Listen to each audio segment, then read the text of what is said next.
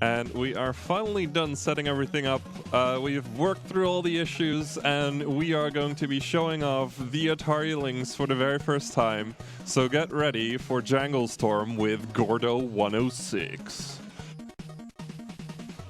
All right. Seems like we're live. Hello, everybody. My name is Janglestorm.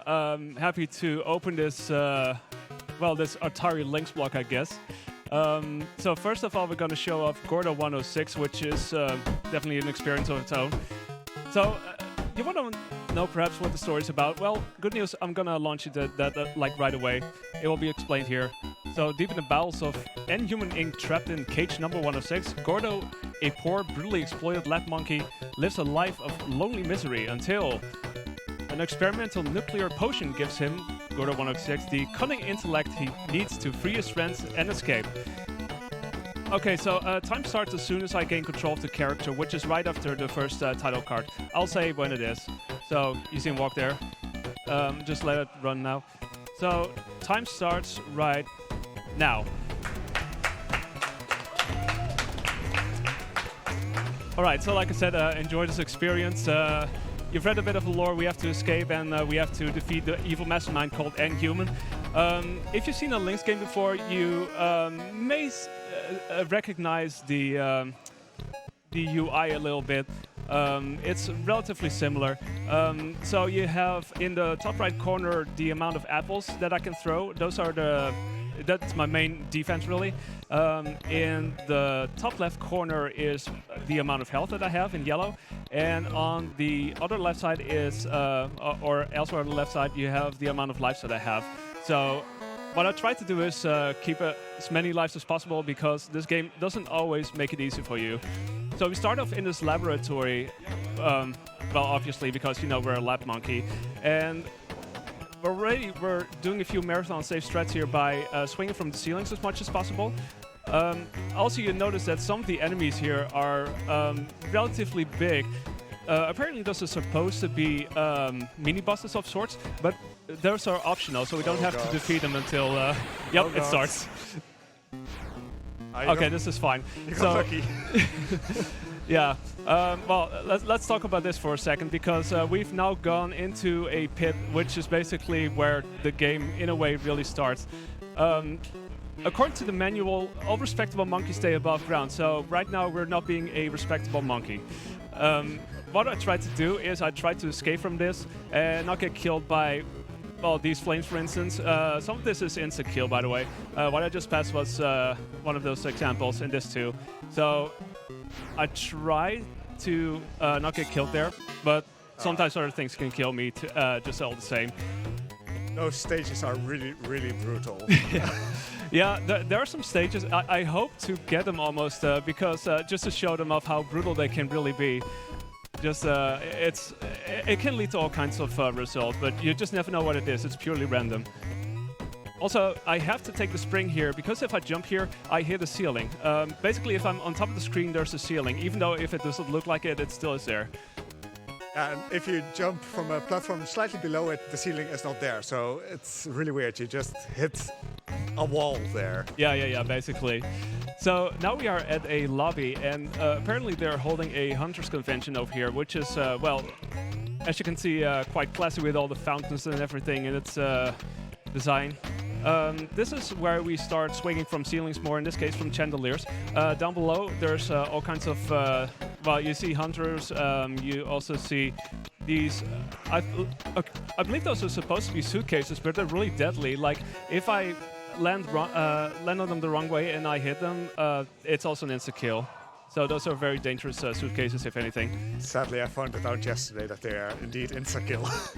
I think they're supposed to be like spring traps or something that you see in the woods. But I wasn't quite sure, but the manual, I believe, refers to them as suitcases. So that's less cruel. Yeah, cruel suitcases. So over here we have people throwing cups in the air for some reason. I'm not sure why that is a thing. But I'll try to maneuver past it as quickly as possible. Once again, some more chandeliers. Yeah, also, if I make it to the exit, everybody in this stage will die, so that's clearing out the scene, I guess. So 2-3 is the fine partially by these danger boxes with blades coming out, so I have to be kind of waiting it out, I guess, because if I land on them and blades stick out, it's insta-death. Surprise, surprise. It literally spells out danger. But yeah, so I tried to wait it out a little bit so as not to be surprised myself. So yeah, I'm gonna make it over here. Gonna try to collect some more life, so I'm trying to grab these bananas, even though the hitbox doesn't always register, so it's kind of a weird thing that way. Anyway, time for some Swag monkey dances. He's And there. enjoying himself. Yeah, everybody's enjoying it. So I'm turning off this circle blade because if I want to jump over this, it's more or less frame perfect. So if I want to attempt that, then I really got to know my positioning and stuff. So this is fast enough anyway. So from the lobby, we go into this fashion center. Apparently, N-Human has that too. And, well, you got these spotlights that I can swing from now. And you see all kinds of, well, fabrics and texture and stuff, and people running around in certain fashions. And it's certainly all kinds of crazy, really. It's a good thing you're staying on the top of the screen and not on the bottom, because Yeah. there's too much going on there. I do sometimes take the risk and walk or run through the lower half, and well, it usually works out, but it's not without its risks.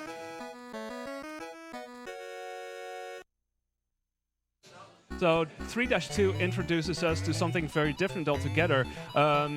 These really large legs, they kind of remind me of the cartoon Cow and Chicken. Also, you know, because the parents from Cow and Chicken, you don't see their upper body, just see the legs, so that kind of reminded me of that.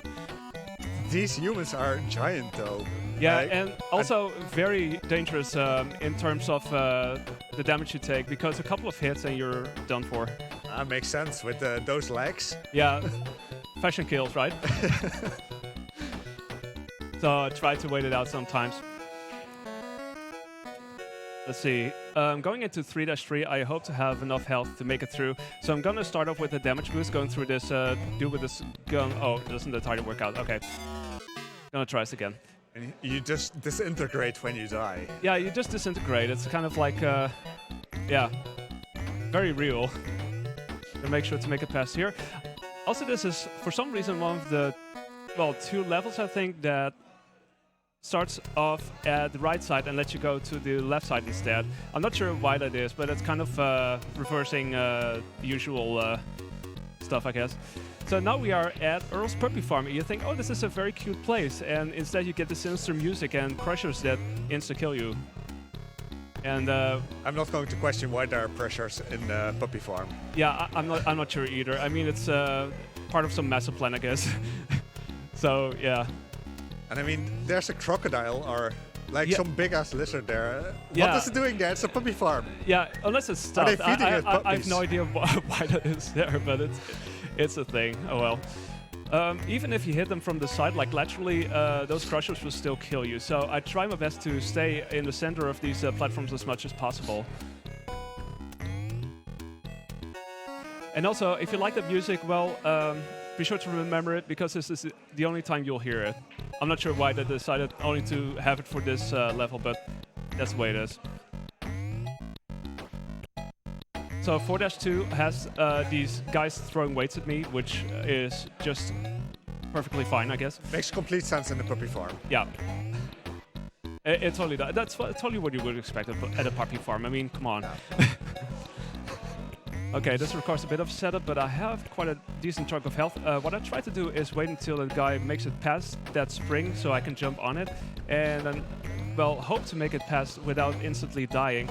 Usually I wind up with taking a few hits here and there, but should still last me through.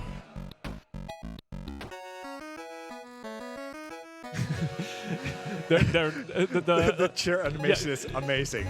Yeah, the hosts are doing Gordo's moves basically. It's very inspiring, I know.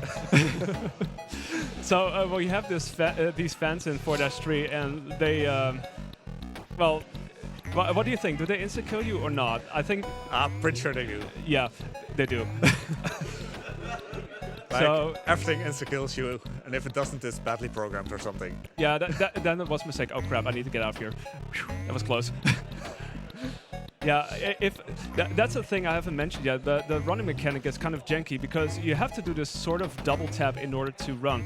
But since there's a delay, you have to wait between the taps to properly execute that. So yeah, it really throws you off. I had it as well when playing this. yeah, Doing it twice in a row quickly just doesn't move you at all. It's you basically have to just walk first and then tap again, and then that will set you up. Let's see. I think I have enough health to do this. Okay, great. And that's the end of the purple farm right there. Yay. Okay, so now we go into a section called Research and Development, according to the manual. So this is where the level design starts becoming really kind of ridiculous, and you see these guys with big guns once again. But there's also some other things. Maybe I can show it off. oh, please do. Yeah, It's coming. yeah. Thanks riding indoors. Oops. Okay, bye. I'm not sure why that is a thing, but it's experimental, so I guess it makes sense. So the main thing here is to swing from these rings instead, and in certain ways it's the way to go because otherwise I will fall down a pit regardless. There are these sections where there's nothing but pits, and I've had it happen recently where I fell into one of those pits. So according to the manual, they basically are preparing this monster to make Gordo's life really difficult. And we are supposed to see him in 5-3. Maybe. I cannot guarantee that we will see him, but... But why are they so mean against Gordo? Why specifically Gordo? Yeah, well, because, you know, he is the real threat here. Because, you know, he is... Thanks to this potion, he is capable of things and, you know... Swinging around. That's, and very intelligent, too. Yeah, I mean, he can raise his head. And he has a nice burst. Yeah. Also, I have to jump from this platform in order to make it to that ring. If I run off from the highest platform, I will fall down instead. So it's kind of weird. You wouldn't really expect that, but that's the way it is. Yeah, you would feel like you can jump there, but you'll just hit the roof instead. Yeah.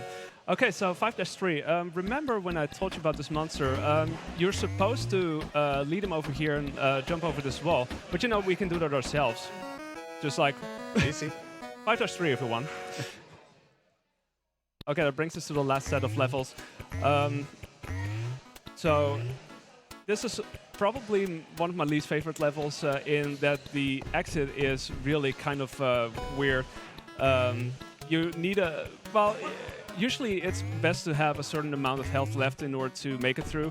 You have to do this sort of run around in order to get to the exit. It's placed in the strangest way possible. And also, yeah, this is a penthouse which for some reason has spiders and Mona Lisa, so clearly it's got the best of both worlds. I mean, if you want to display spiders on art, Yeah, it will work. work of art within a work of art, right? Yeah. But the amount of Mona Lisas is Yeah. really throwing me off.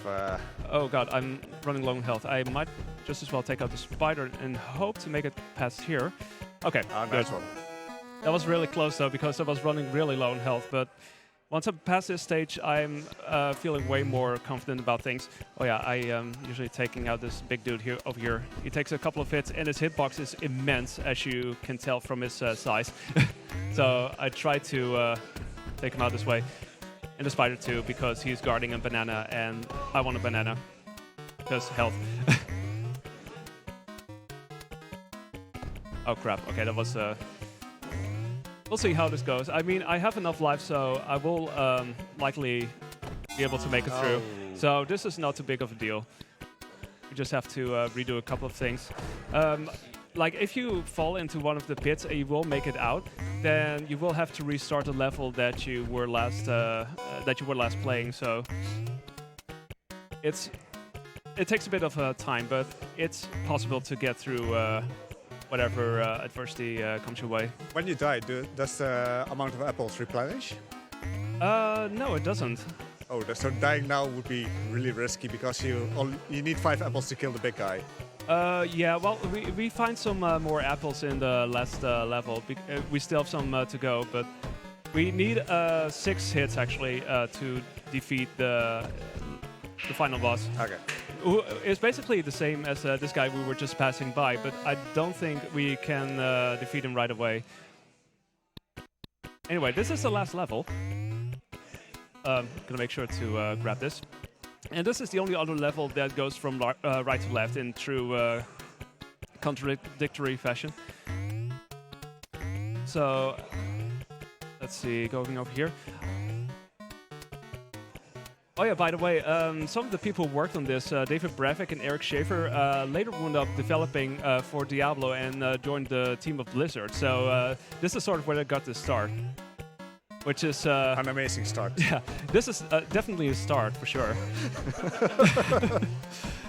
Okay, let's see. I may be able to grab some more apples. Okay, now we have to deal 6 hits because Enhuman is appearing over here.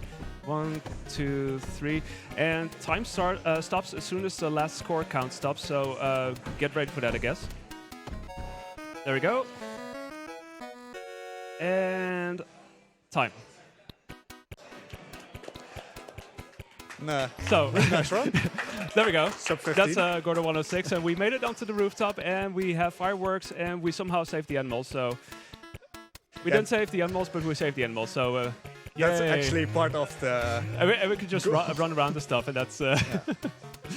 So yeah, congratulations! The evil Inhuman has been defeated, and Gordo the Genius Hero is now free. But his work will not be done as long as there is injustice in the world. Does this mean there will be a next different Gordo game? That's what they were hinting at, but I don't think that's happened so far. So that's a shame. Yeah, someone make that happen, please. Yeah. It's better than working on Diablo Immortals. Yeah. Yeah, get on it. Make a Kickstarter or something. Yeah. Well, anyway, what was the time, by the way? So 15. So 15. Wow, that's okay. Nice. That's better than I expected. So I'll take that. Okay, cool. Yeah. So thanks to BSG for letting me show this off. And this is the first time I played this on real hardware, so that was definitely a ride for sure. So thanks for the opportunity. And yeah. Up next is Zaku, which will be run by Grubmeister. So that's up next. And yeah, enjoy the rest of the marathon and take care. Thank you very much for showing off the swaggiest monkey I've seen in a long time. God, it's just, it's so beautiful to watch. And as has been said, coming up next is another Atari Lynx game by Grumpmeister, so be sure to stick around. In the meantime, I would like to remind you that we are the Benelux Speedrunner Gathering, and we organize monthly gatherings in the Benelux for speedrunners. We're currently streaming live from Alphen aan de Rijn in the Netherlands. You can consider using your free monthly Twitch subscription right here on the ESA channel, and you will get access to both the ESA and the BSG emotes, so make sure to use that.